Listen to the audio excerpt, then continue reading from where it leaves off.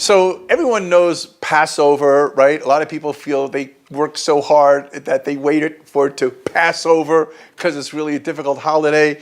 And if you know a little Yiddish, you know that that's also why it's called Pesach, because you pay a sak geld, a lot of money, which is probably why the sages also called it lechem ani, because by the time you're done paying for it, you are an ani. But the fact is, there's a lot of deep knowledge in these words themselves. For example, as the Arizal explains, Pesach is from the word Pesach, the mouth that speaks.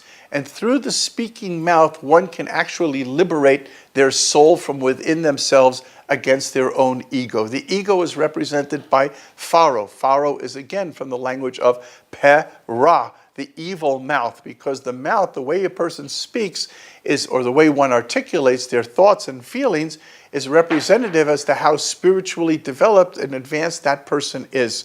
So therefore, when you have a country called Mitzrayim, Mitzarim, tsar means to be bound up or to be uptight, it's only appropriate that the leader of such a people would be Paro, a man who is uptight in the fact that his language is reflected in Perah, the evil mouth.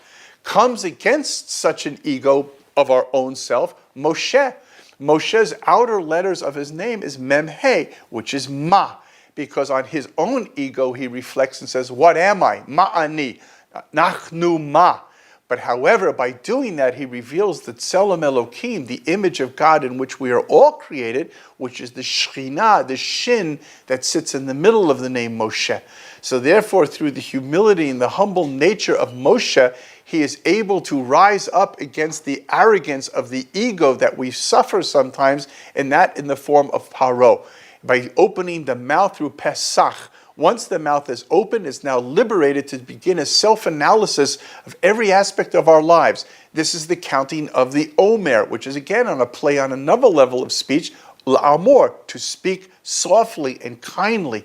Because once we go through all the facets of our lives in every aspect of the 49 levels of the Omer, we reach the highest level of speech, which is an oath, the Shavuah, on the holiday of Shavuot, which is Kabbalah's Matan Torah, when we are able to have real emet in our lives, and through real emet is something definitive that we can define clearly.